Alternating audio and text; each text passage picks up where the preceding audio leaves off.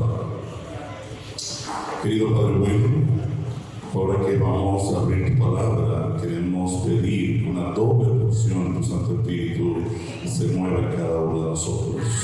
Que tu palabra nos anime, nos ayude a confiar de tu dirección y que podamos, oh Señor, ser instrumentos de salvación para tantas personas que necesitan conocer a Jesús. Gracias, Padre, en el nombre de Jesús lo pedimos. Amén. Digamos que usted está de cumpleaños. ¿A cuánto le gustan los cumpleaños? ¿A cuánto no le gustan los cumpleaños?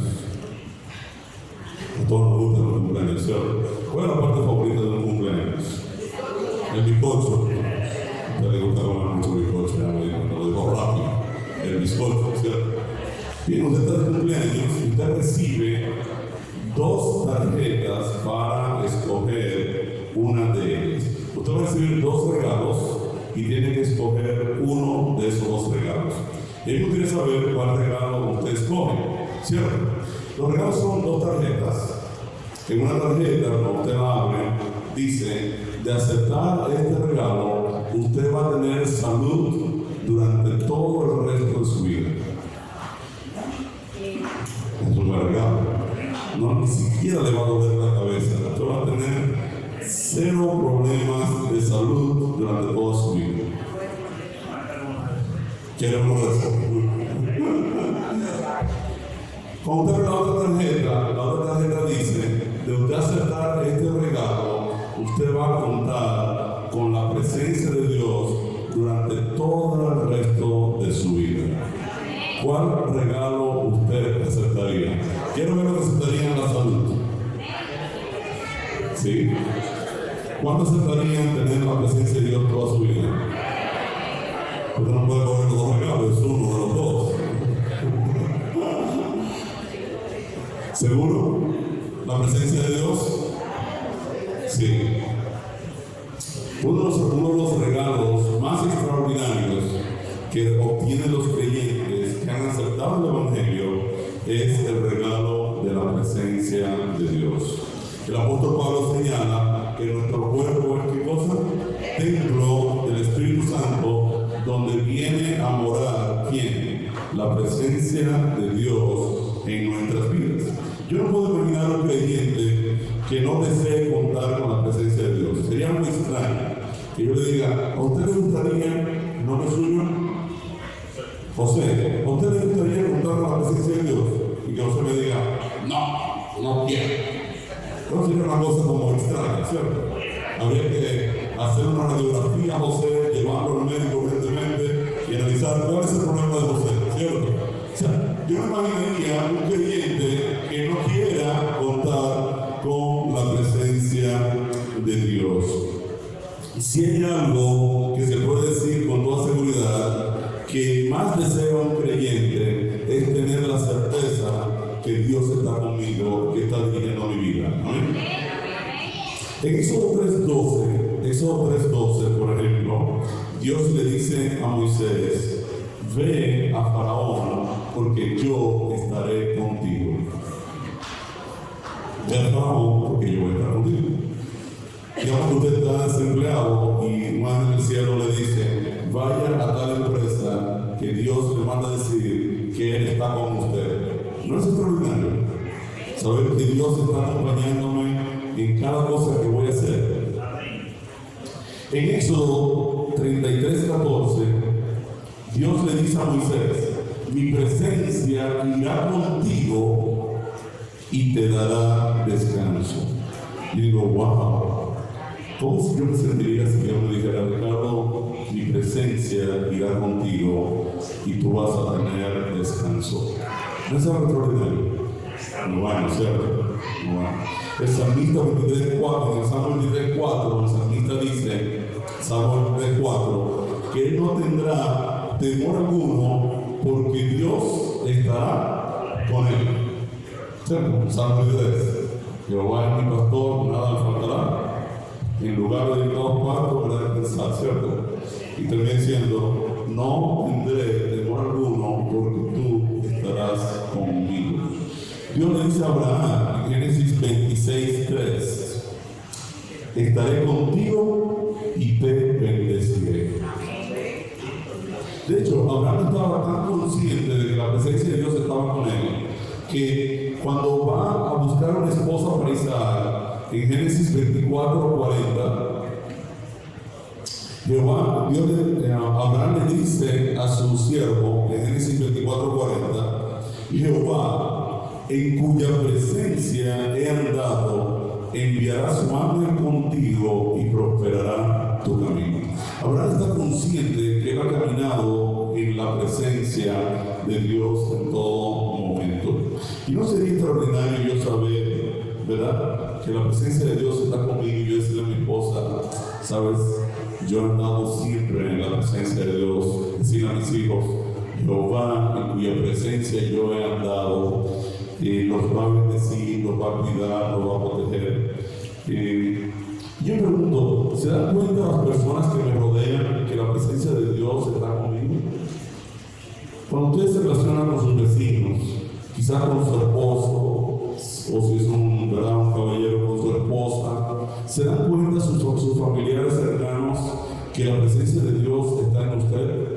Lo observan, dicen, wow, a mí me gusta reunirme con José, porque yo siento una paz, yo siento que cuando hablo con este Señor, ¿verdad?, la presencia de Dios como que me calma. Ustedes no se encontrado con personas que le dicen, a mí me gusta hablar contigo, porque yo no sé, cuando yo hablo contigo siento como que hay una paz, tú me das como cierta tranquilidad. O sea, ¿perciben las personas que la presencia de Dios está en nosotros? Eso es extraordinario. Y yo me pregunto, de acuerdo a la Biblia, ¿cuál es el prerequisito para que la presencia de Dios esté en nosotros? ¿Cuál sería la fórmula? ¿Qué yo tendría que hacer para que la presencia de Dios esté conmigo? Una de las historias que ustedes conocen muy bien, que a mí personalmente me impresiona muchísimo, es la historia del profeta Jonás. ¿Conocen la historia de Jonás? ¿Cuántos conocen la historia de Jonás? ¿Qué pasó con Jonás? Me gustaría que un niño me diga qué pasó con Jonás. Se lo tragó una ballena, correcto. Pero antes de tragarse la ballena, ¿qué pasó con Jonás? Excelente. La historia de Jonás es bien conocida. Y la Biblia no dice mucho acerca de Jonás. No dice mucho.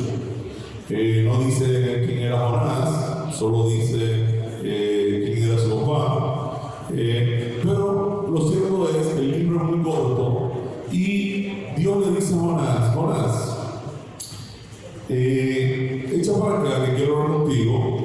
Mira, hay tanta maldad en Nínive que yo he decidido destruirla. Así inicia la historia.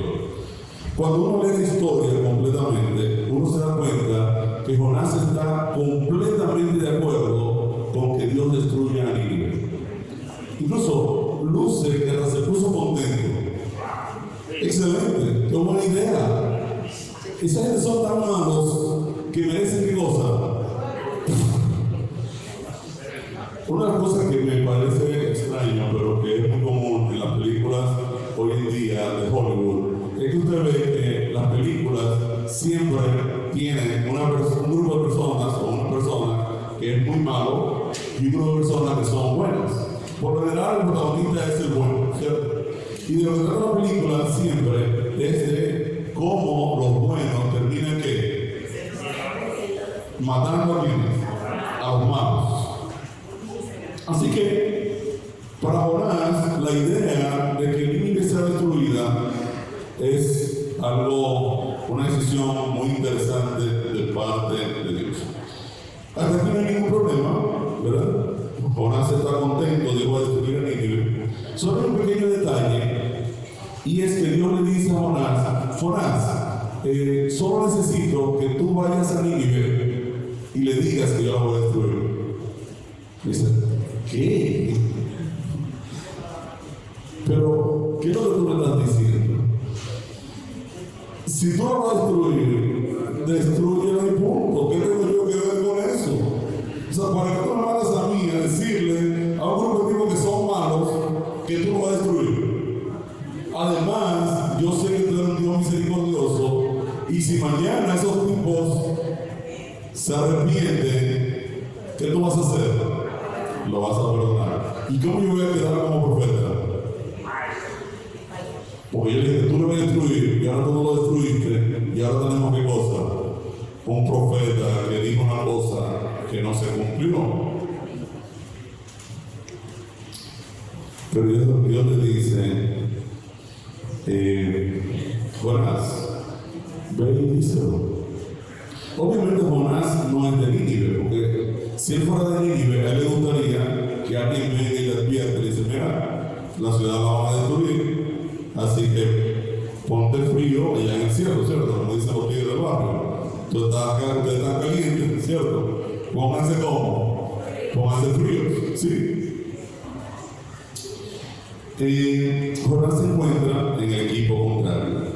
Ahora, yo quiero detenerme en el versículo 3 del capítulo 1 de Jonás. Jonás 1, versículo 3. Vamos a leerlo. Jonás 1, versículo 3. Se lo voy a poner en pantalla, es muy interesante. Miren cómo dice el texto. Y Jonás, ¿qué hizo? Se levantó, ¿para qué cosa? Para huir de la presencia de Jehová. ¿Qué?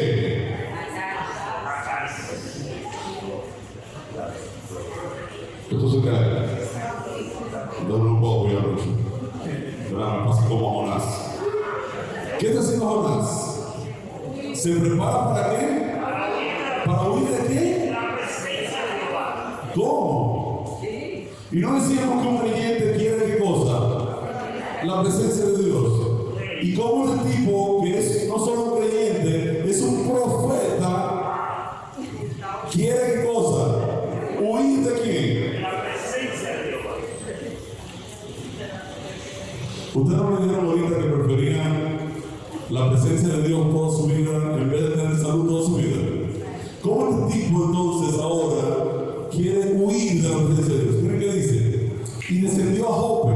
Jope es una ciudad con puerto. Te dicen a los barcos. Y halló un barco que partía para Tarsis. Y pagando su pasaje, entró en él para irse con ellos a Tarsis. Y no sé por qué esta versión es la Valera revisada. ¿Verdad? Para irse delante de Jehová. Dice, otra versión dice, lejos de la presencia de Dios. ¿Sí? De acuerdo a los historiadores, Tarsis está, lejos de la presencia de Jehová. De acuerdo a los historiadores, la distancia que hay entre Nínive y Tarsis son 5.800 kilómetros. A usted le tomaría en avión 6 horas volar de Nínive a Tarsis. 6 horas y media, etc. Y Jonás se fue, pero lejos. Y interesante porque Dios le había dicho a Jonás, la maldad de Nínive ha llegado a mi presencia. Y el profeta, ahora ¿qué hace? Huye de quién? De la presencia de Dios. Lejos. Yo les hago una pregunta. Si Dios le dice a Jonás, ven a Nínive y anúnciale a Nínive la destrucción, y Jonás se va a Tarsis, lejos de la presencia de Dios, yo les pregunto a ustedes, ¿dónde estaba la presencia de Dios? ¿En Nínive o en Tarsis?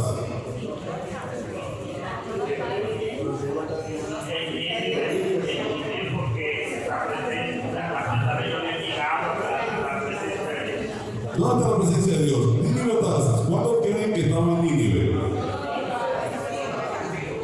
¿Cuántos creen que estaban en Tarsis? ¿Cuántos creen que Dios está en todas partes? Por eso es lo que dice el texto. ¿Qué dice el texto? Si él se va lejos de la presencia de Dios,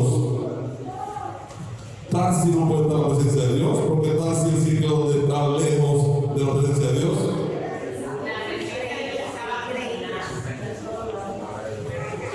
no puede estar con Jonás porque él se fue lejos de la presencia.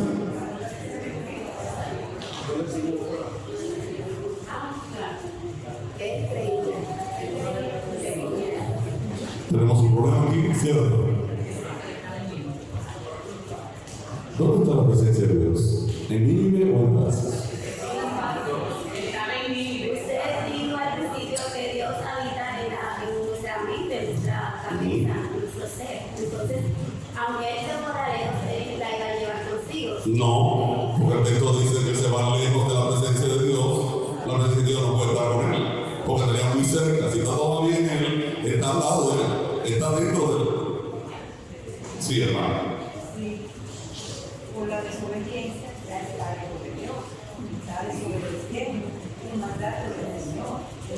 Pero el texto es muy claro. El texto dice: Jonás se va a Tarsis lejos de la presencia de Dios.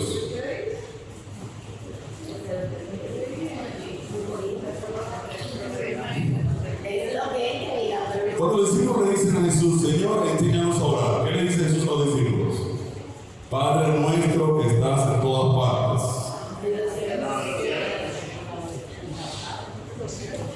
¿Dónde está Dios? En los cielos. ¿Cómo Dios puede estar en todas partes al mismo tiempo?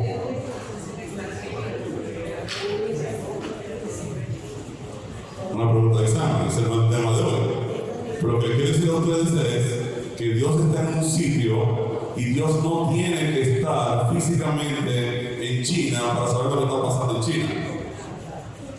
¿Por qué? Porque Él es omni y la omnipresencia de Dios se manifiesta también por su omnisapiencia, omnisciencia. Ahora, lo cierto es que el texto dice que Jonás se va lejos de la presencia de Dios, y es obvio que si se va lejos, Dios tiene que estar ¿dónde? En Nínive. ¿Por qué ustedes creen que Dios está en Nínive? ¿Por qué podría ser lógico que Dios esté en Nínive? Y yo quiero que ustedes se graben esta frase, que es el tema central de esta mañana. ¿Por qué Dios está en Nínive?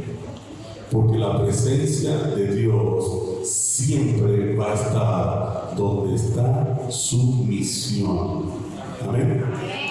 La presencia de Dios siempre va a estar donde haya gente que salvar. Dios le dice a Jonás: Jonás, ven a Nínive porque tenemos que hacer un trabajo con esta gente. Y Jonás se va lejos de la misión de Dios. ¿Qué cosa? Salvar a Nínive.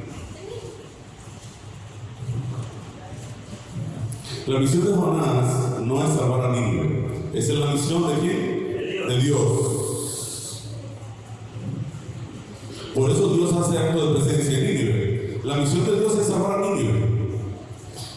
La misión de Jonás no es salvar a Nínive. Y el grave problema de Jonás fue pensar que la salvación de las personas era su misión. De hecho, la gran paradoja, la gran contradicción de la historia es que Dios tiene que salvar primero a Jonás para luego salvar a Jonás a Nínive. Porque el primero que tenía que necesitar salvación era ¿quién?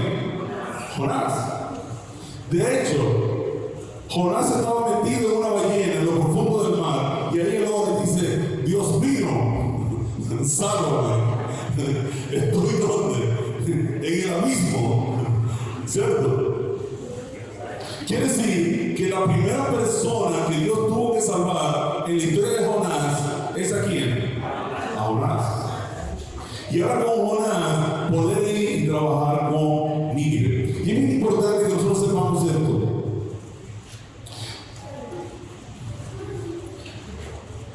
Nosotros estamos trabajando hoy en día con un programa que se llama El Plan de Dios, su mayor regalo. Es un estudio bíblico, no sé si ustedes están usando acá los miércoles. Hemos quedado con la asociación que todos los miércoles en nuestras iglesias vamos a estar trabajando con el estudio del Evangelio. Aquí está. Ya le debo un chocolate aquí al hermano, la próxima vez que venga, tener el libro ahí, El Plan de Dios. Correcto, míralo aquí.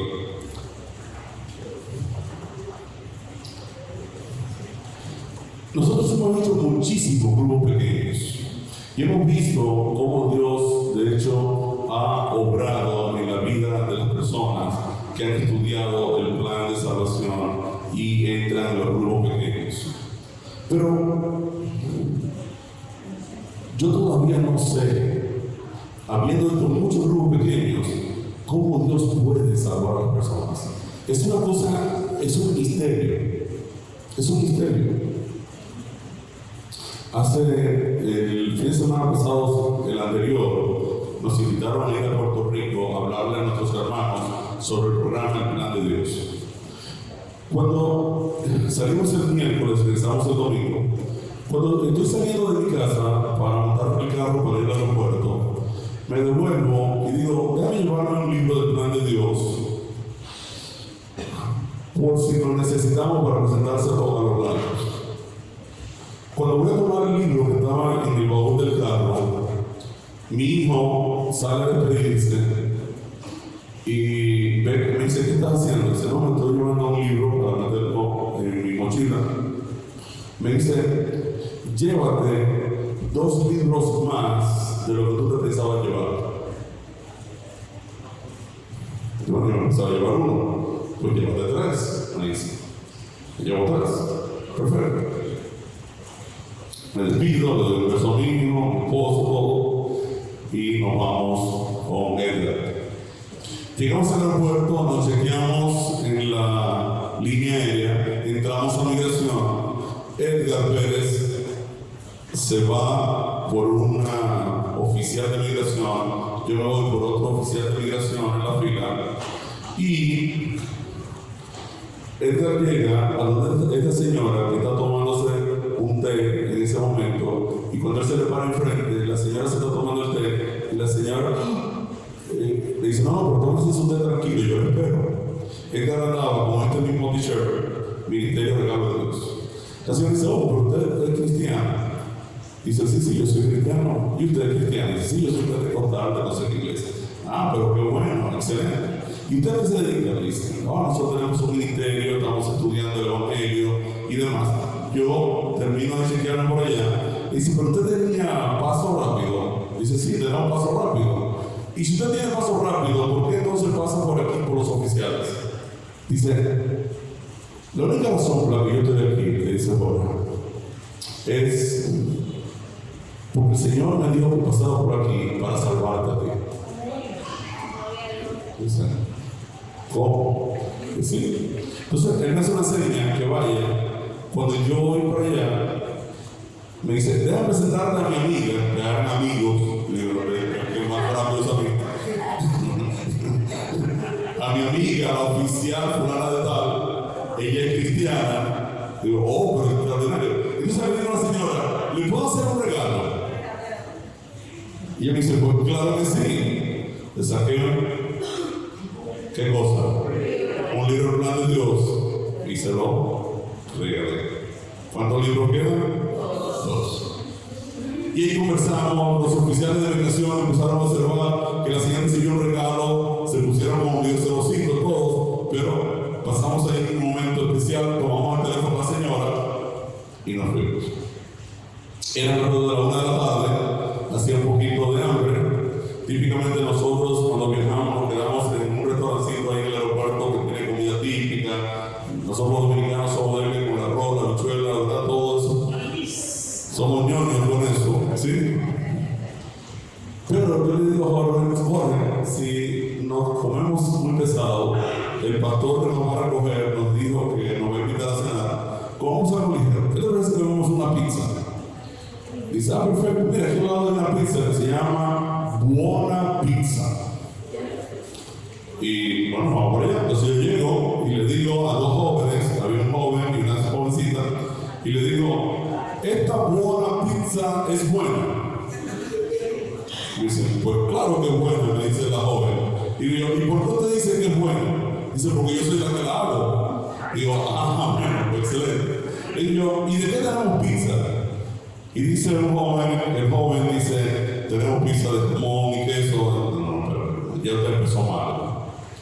Dice, ¿por qué? Porque yo típicamente cuando me presento siempre utilizo esa frasecita, yo soy adventista del séptimo día y no como cerdo. Cuando digo eso, la joven se acerca y me extiende la mano.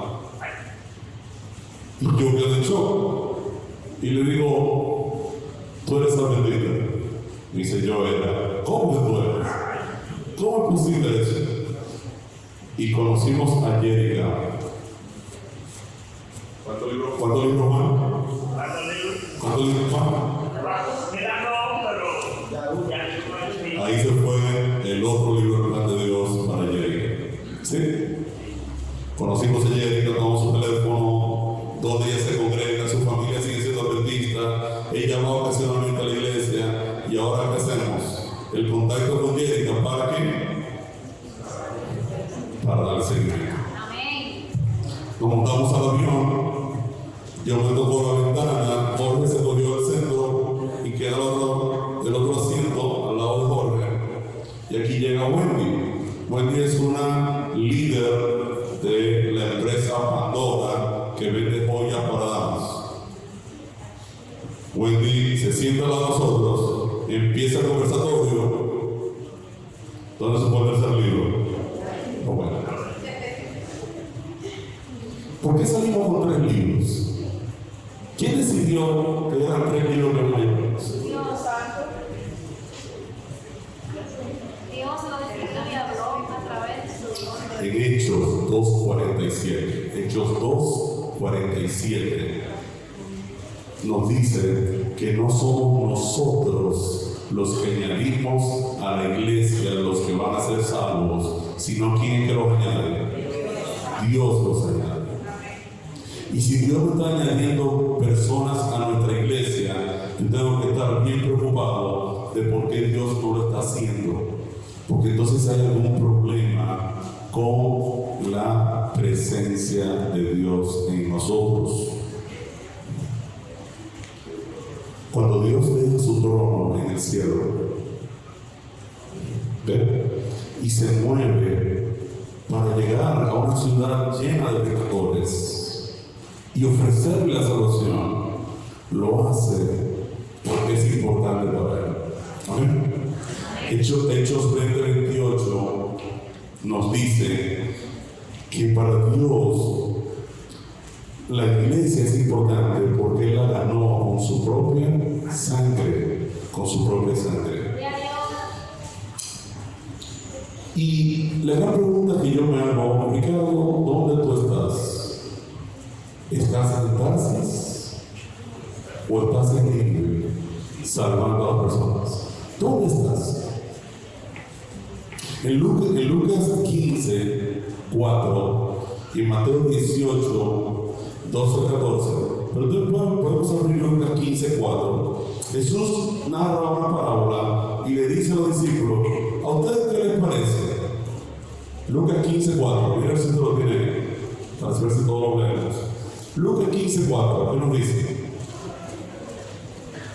¿A ustedes qué les parece? Un hombre tiene 100 ovejas y pierde una.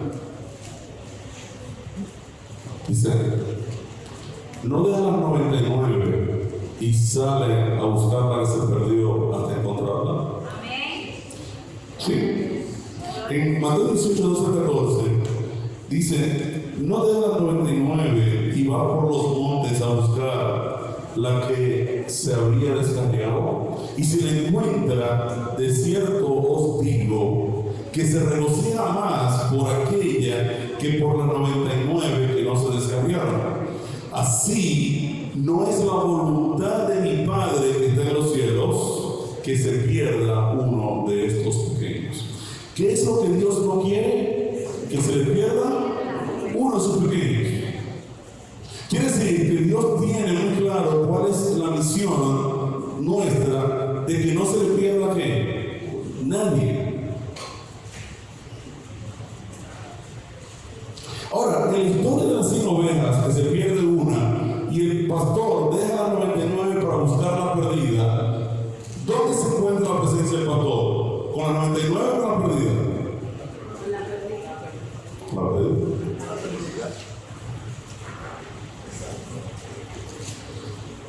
¿Dónde hay la presencia de Dios? ¿Aquí o allá afuera, donde están los perdidos, tenemos que buscar?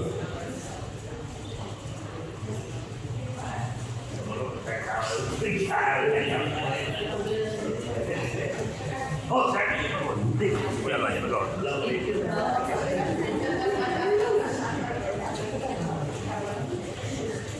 ¿Dónde hay la presencia de Dios?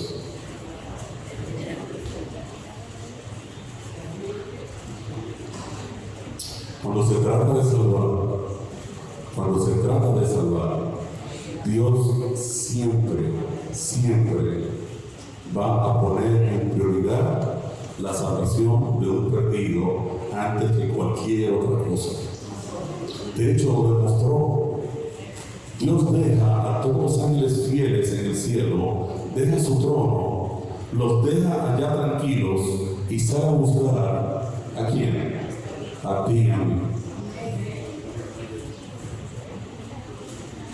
Y Dios sabía que ir a buscar a la perdida tiene una gran cantidad de riesgos.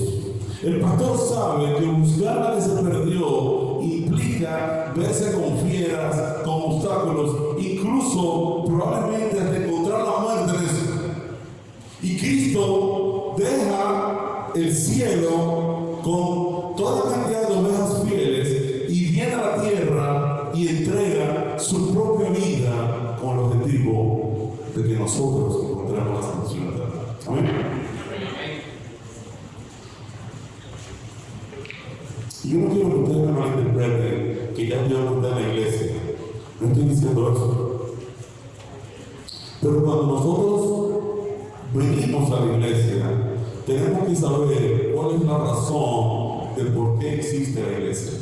En el manual de la iglesia nuestra, en español, la página 113, está esta cita. Y miren cómo dice: el propósito de los servicios y de las reuniones de la iglesia es adorar a Dios por su obra creadora y por todos los beneficios de su salvación, entender su palabra, sus enseñanzas y propósitos, confraternizar el uno con el otro en fe y amor, testificar acerca de la fe personal en el sacrificio expiatorio de Cristo en la cruz y aprender cómo cumplir la comisión evangélica y hacer discípulos en todo el mundo. Amén. Quiere decir que la iglesia existe con el objetivo de que nosotros aprendamos a cómo salir a buscar a los perdidos y convertirlos en discípulos de Cristo. Eso dice nuestra nueva iglesia. Esa es la razón por la que existe la iglesia. La iglesia no existe para entretener y tener buena música. Eso los jóvenes dicen: ay, esa música de hoy que estaba tan aburrida. O el predicador no fue necesariamente el mejor y ahora yo estoy deprimido. La iglesia no existe para entretener personas. Y el grave error de nuestros amigos cristianos es que entienden que hay que poner mucha batería, mucho espectáculo, mucho baile para que la gente venga. Esa es la razón por la que existe la iglesia. La iglesia existe con el propósito de presentar el evangelio, porque la iglesia es un vehículo de salvación. Esto es bien importante. En el mundo hay casi 8.000 millones de personas. Si usted divide 8.000 millones de personas entre 21 millones de adventistas, les da 39.402 ovejas por cada adventista. ¿Cuántas ovejas? 39.402 ovejas por cada adventista.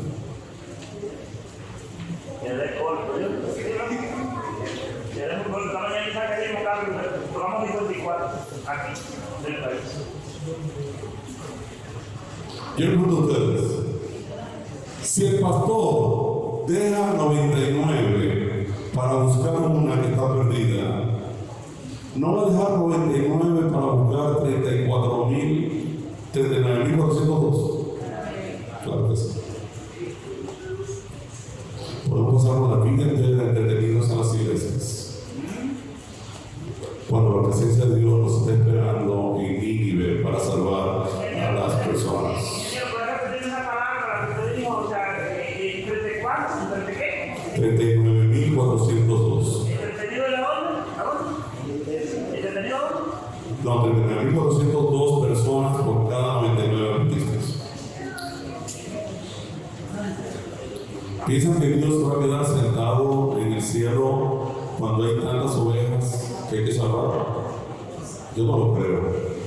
Quiero decir algo como cristiano, como adventista del séptimo día, que soy, porque esta iglesia tiene la verdad de Dios. Yo me hago muchas veces la pregunta, wow, en realidad yo estoy cumpliendo con el llamado y la misión que Dios me está haciendo a mí como creyente. Estoy realmente impactando la vida de las personas que me rodean, empresarios, ingenieros, personas con las que me relaciono, amistades, familiares.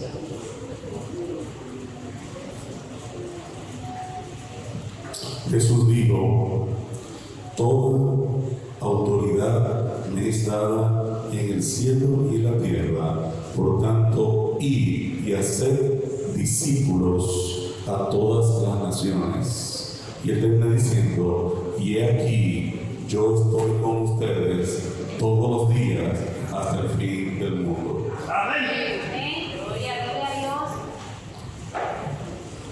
¿Sobre qué base Cristo está todos los días con nosotros en el fin del mundo? Sobre la base de ir, de hacer. De otra manera. ¿Saben? Cuando el apóstol Pablo sería un dolor de cabeza para cualquier pastor adventista hoy en día. Porque el apóstol Pablo llega el sábado y el pastor dice, ¿dónde está Pablo? No, Pablo está en Éfeso, se va a pasar 6 meses ahí predicando el evangelio. Y cuando él viene, mire, hoy estamos en abril, creo que viene como en el mes de octubre o noviembre. Ok. En octubre el pastor dice, ¿y Pablo? No, ya él fundó una iglesia en Éfeso y ahora se fue a Tesalónica. Él se va a pasar 6 meses más por allá. ¿Y cuándo se va a congregar aquí en la iglesia? Él cree que en el 2025 usted necesita fundar 8 iglesias más.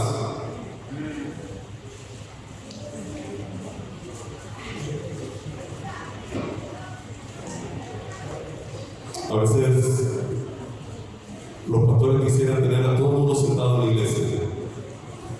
Pero el mandamiento no dice, vengan y traigan a todos sentados a la iglesia. ¿Qué dice? Vayan, no vengan.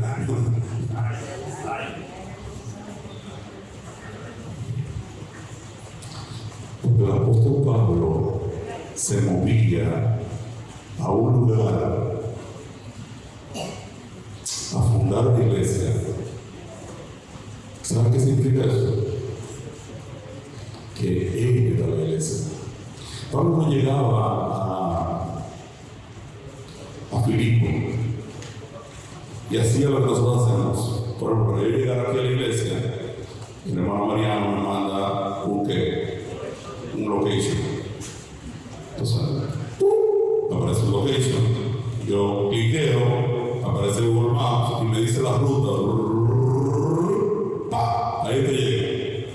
Yo, wow, excelente. Pablo no tenía un celular para decir, iglesia adventista más cercana en Filipo. Hay 8 opciones. ¿Dónde está el pastor más feo? Aquí en 3. ¿Y cuál predica mejor? Aquí. ¿Y dónde está los que hablan español? Aquí. Me congrego ya. ¿Así funcionaba? ¿Por qué no? No había iglesia. Pero Pablo llegaba a Filipo y ¿qué hacía? Juntaba un grupo de personas y ¿qué hacía? Le predicaba el evangelio. ¿Y qué se fundaba? Una iglesia. La iglesia central de Ciudad Satélite no es este edificio. Si aquí ahora mismo hay 70 personas, aquí hay 70 iglesias. Porque donde tú te mueves, se mueve la iglesia. Y cuando tú te mueves y ahora tú le hablas a un grupo de personas, ahí ¿qué está haciéndose? Una iglesia. Y el Espíritu de Dios está ahí. Y ahora el Evangelio llega y el mensaje llega. Donde tú te mueves, se mueve la iglesia. La iglesia no es el sitio, la iglesia es el creyente lleno del Espíritu de Dios que se mueve y le dice a las personas que hay vida eterna en Cristo Jesús. Amén. Y nosotros tenemos que empezar a cambiar nuestro paradigma, nuestro modelo de cómo entendemos la iglesia.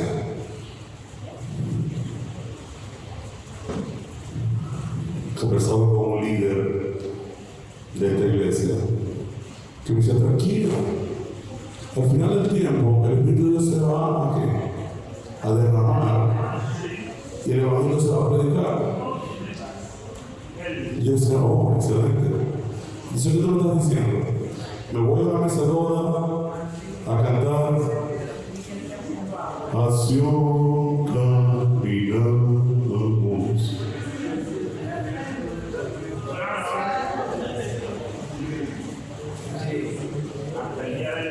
Hasta que el Espíritu se derrame, y entonces ahí me paro y digo, finalmente el Espíritu se derramó, ahora ¿sabes qué? Vamos a predicar. Así funciona, le decía yo a eso, ¿sí? No, Señor. Le digo, si tú no has recibido la lluvia temprana que te va a llevar a predicar, no cuentes con la tardía. Cuando Jesús le dice a los discípulos en Hechos 1:8, ¿qué dice Hechos 1:8? Entonces ustedes que van a recibir poder cuando venga sobre ustedes, y ustedes lo que van a hacer, van a testificar en Jerusalén, Judea, Samaria,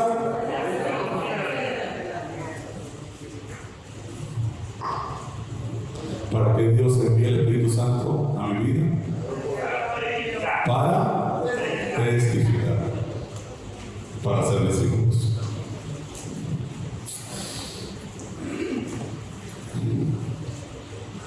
Y yo le pregunto de nuevo, ¿para qué yo quiero la presencia de un Dios que está enfocado en salvar cuando yo no quiero salvar a nadie? No necesito. Correcto. No la necesito.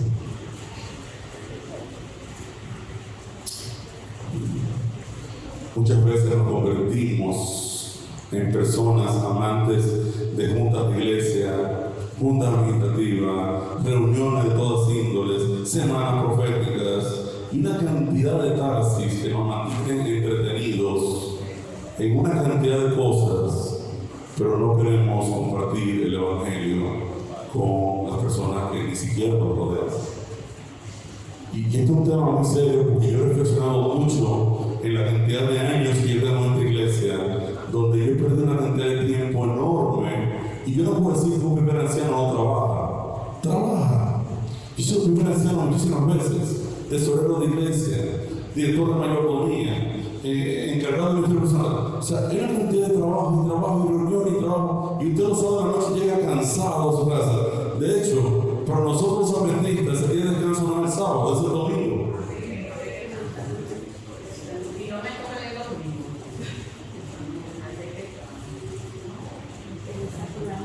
Y la semana, mucha gente ni siquiera sabe que somos cristianos. Y si esta iglesia no se levanta urgentemente con un plan para ir a Nínive, perdió su razón de ser, queridos. Lo perdió.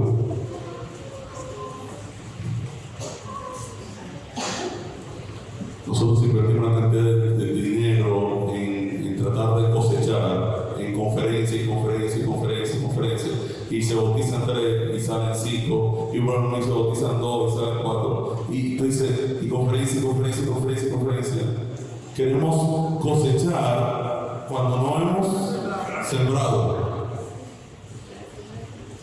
Yo nunca he visto en mis 57 años de ser parte de esta iglesia que hagamos una junta para coger un préstamo para salir a predicar el evangelio. Nos endeudamos para arreglar el redil, mejorar el redil, poner asientos cómodos al redil. Corremos el riesgo, mis queridos, de acostumbrarnos a un esquema de vida y perder totalmente de foco la misión de la iglesia que es salvada.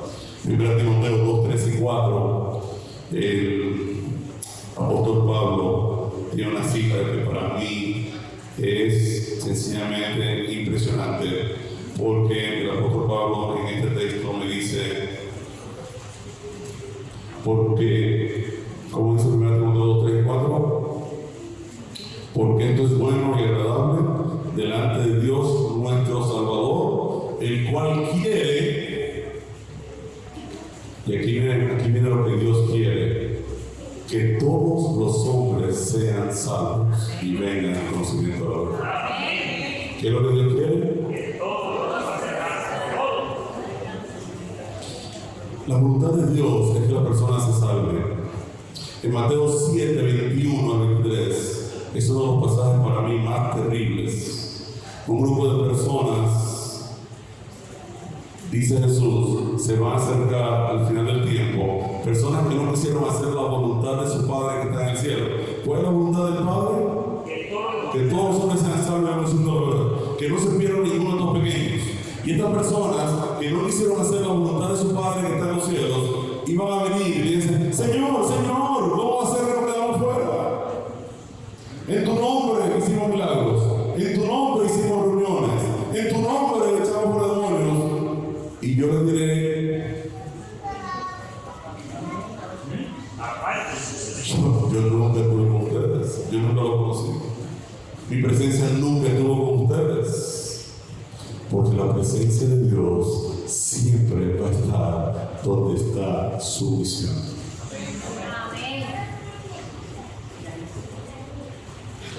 Hay tres cosas que tienes que hacer como cristiano. Lo primero es entender claramente el Evangelio.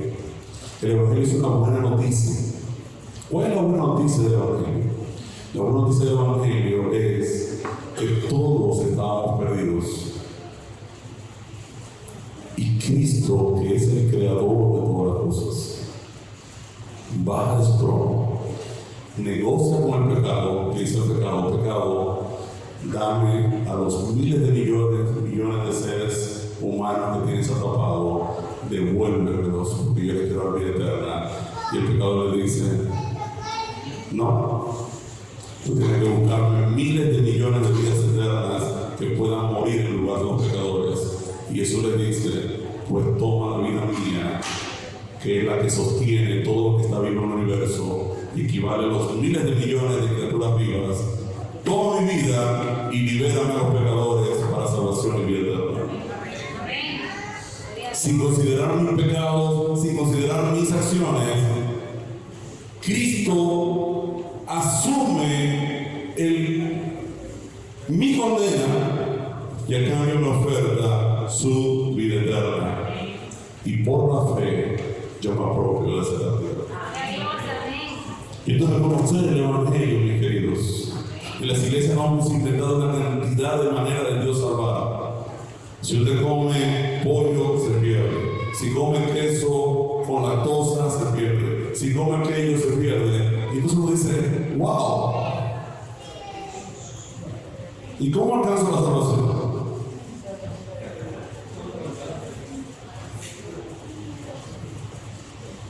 Hemos creado una cantidad de evangelios distintos y la gente de afuera no nos está entendiendo. Tiene que conocer el evangelio. La razón por la que nosotros estamos promoviendo el plan de Dios que yo regalo es para que las iglesias puedan entender que la salvación es una persona, se llama Cristo Jesús. En Filipenses 3, el apóstol Pablo dice, si alguien tiene de qué gloriarse en la carne, yo más. Yo soy circuncidado al octavo día, hebreo de hebreos. En cuanto a mi posición, soy fariseo. En cuanto a la ley, irreprensible. En cuanto a ser un perseguidor de la iglesia, yo he vivido la vida perfecta y todo lo tengo por basura para ganar a Cristo y ser hallado en Cristo, no teniendo mi propia justicia, sino la justicia que procede de Dios por medio de la fe. El Evangelio es la buena noticia de la salvación que alcanza toda humanidad. Y la iglesia está llamada a decir a los perdidos cómo Dios pagó el precio de su salvación. No está diseñada, las iglesias no fueron diseñadas para sentarse todas las semanas en las mismas cosas.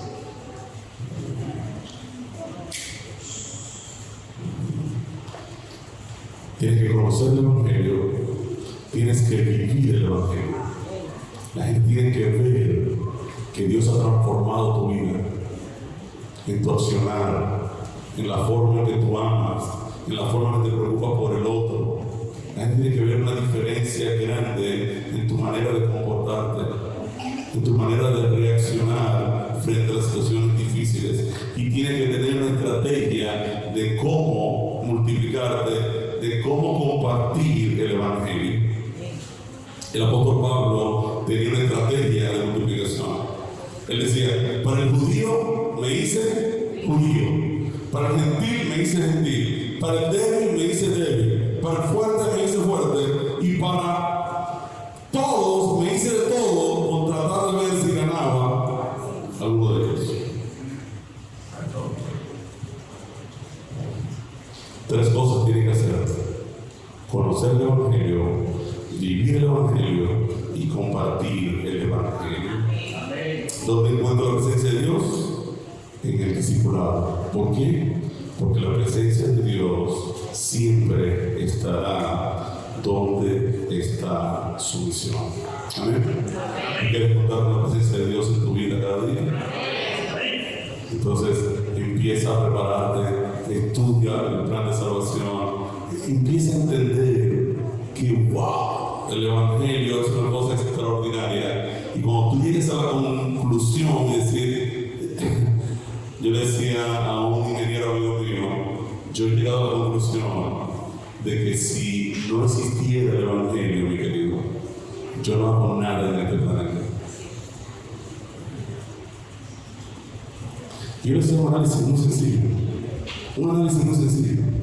La Biblia dice que Dios es eterno. ¿Qué significa que Dios es eterno? ¿Cuándo se muere Dios? Para una persona que es eterna, crear criaturas que duran poco tiempo no tiene sentido, sobre todo si las ama.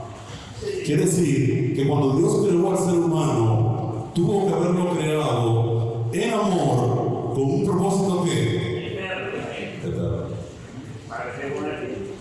Si usted vive 100 años, 200, 300, 1000, 2000, 500,000 años, todo ese tiempo es un instante cuando usted lo compara con la eternidad. No tiene sentido para Dios crear seres humanos que no vivan eternamente a su lado. Por eso, mi querido, cada uno de nosotros fuimos creados con un propósito eterno. Y nuestros amigos tienen que saber que ellos fueron creados para eso, para vivir eternamente.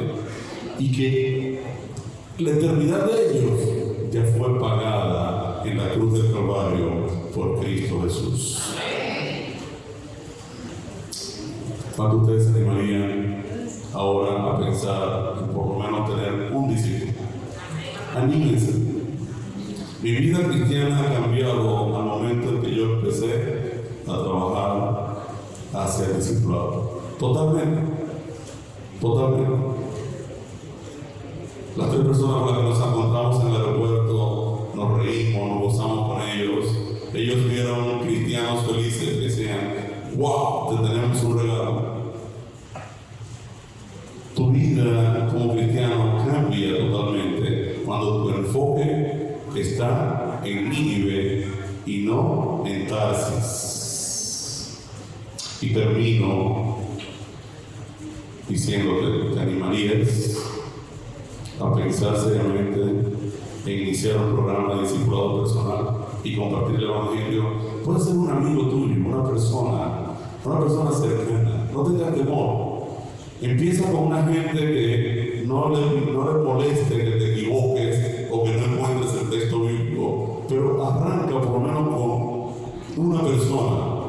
¿Cuántos se animarían a por lo menos orar al Señor y decirle, Señor, yo quiero discipular a mi amiga fulana, o a mi amigo fulano, o a mi tío fulana, y dame sabiduría para llevar un regalito y empezar a estudiar la Biblia con esa persona y decirle que Dios tiene un propósito eterno en su vida? ¿Cuántos se animarían a hacer eso? Yo quiero orar por esa persona que le dicen al Señor hoy, Señor, hoy estamos aquí y queremos que tu Santo Espíritu nos dé sabiduría para nosotros trabajar con las ovejas que están perdidas. Yo sueño con ver el día cuando desde nuestro hermano más humilde de la iglesia, el más jovencito, el más sencillo, hasta el pastor Ted Wilson, pasando por todos los líderes de esta iglesia, ancianos, pastores, presidentes de divisiones, uniones, asociaciones, conferencias, junto a todos los empleados de todos los campos, así como todos los empleados de la conferencia general, tengan al menos un discípulo, que sea un amigo, un familiar, una esposa, un esposo, un compañero de trabajo, un vecino, no importa quién, pero que cada miembro de esta iglesia esté compartiendo el mensaje de salvación con por lo menos una persona. Amén. Termino con esta cita de la sierva del Señor que dice: si los cristianos actuaran de concierto, avanzando como un solo hombre, bajo la dirección de un solo poder, para la realización de un solo propósito, conmoverían el mundo. Querido Padre bueno, oh Señor, nos paramos delante de ti en esta hora. No hay ningún mérito en el cual nosotros podamos gloriarnos. Somos pecadores necesitados de tu salvación y tu redención. Pero en esta hora nos paramos delante de ti porque queremos ser instrumentos bajo la dirección de tu Santo Espíritu para salvar a otros. En esta hora, Señor, nos presentamos delante de ti con toda humildad, con toda sencillez, y te pedimos, oh Señor, que tú transformes nuestras vidas, tú transformes nuestros caracteres, que tú nos ayudes, oh Señor, a hacer la tarea de comprender los detalles de la buena noticia que es el Evangelio, la buena noticia de salvación. Tú le pusiste a tu plan el nombre de Evangelio, le pusiste a tu plan el nombre de buena noticia. Ayúdanos, oh Señor, a poder darnos cuenta de que no es solo la buena noticia, es la mejor noticia que podamos haber recibido. Y es la noticia de que fuimos creados con un propósito eterno, que tú pagaste nuestra vida eterna en la cruz del Calvario, que todos nuestros amigos relacionados, personas que todavía no conocen a Jesús, también sus vidas eternas fueron pagadas en la cruz del Calvario, y danos sabiduría de lo alto para acercarnos a ellos y compartirle esta buena noticia, este mensaje de salvación. Bendice esta iglesia de Ciudad Satélite, bendice el pastor, bendice toda la estructura dirigencial de esta iglesia, y que todos nosotros, oh Señor, como un solo hombre, podamos unirnos en un solo propósito, con el solo y único poder de tu Santo Espíritu, y que podamos movernos hacia compartir el Evangelio de Salvación a través de discípulos comprometidos. Oh Señor, en esta hora nos presentamos delante de ti y queremos pedirte de manera especial que tu presencia nunca se aparte de cada uno de nosotros. Como bien decía el salmista en la lectura bíblica, en tu presencia hay plenitud de gozo. Ayúdanos, oh Señor, a disfrutar, a gozarnos en la salvación que ya tú ganaste por nosotros en Cristo Jesús. Amén. Gracias, Padre, por tu palabra. Gracias por estar con nosotros en esta hora. En el nombre de tu Hijo amado, Cristo Jesús, te pedimos estos favores. Amén. Amén. Permíteme.